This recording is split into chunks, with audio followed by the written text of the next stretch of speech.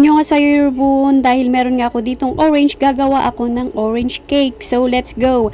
Meron nga ako ditong 3 itlog, hinaluan ko lang siya ng 1 cup na asukal at hinalo-halo ko hanggang magputi ang kulay. Gumamit pala ako ng mixer para mas madali.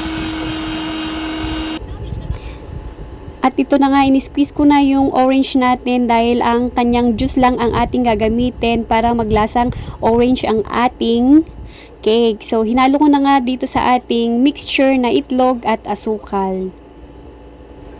So, meron din ako ditong 1 cup na harina.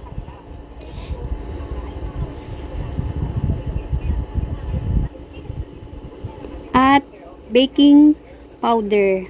So, mix ulit natin hanggang mag-combine lahat para walang buo-buo. Asin para balance ang lasa. At halo-halo lang ulit para ma-mix ang asin sa ating butter. Next ay nilagyan ko naman siya ng oil. At kung wala kayong oil, pwede rin namang butter. Dahil wala akong butter, oil ang ginamit ko. And mix ko lang hanggang mahalo ulit. Ilagay na natin sa ating baking pan. At ready na for baking. Let's go! At ito na nga, ipasok na natin sa ating oven.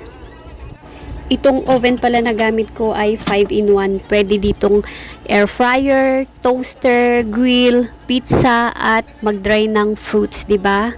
Ang galing. So, yun na nga.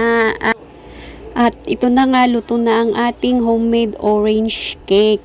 At nilagay ko na nga ito sa plato. At yan, lagyan ko na siya ng ating toppings na condensed. Pwede namang hindi, pero gusto ko may condensed para may tamis-tamis. Yan, at pwede na tayong magkape.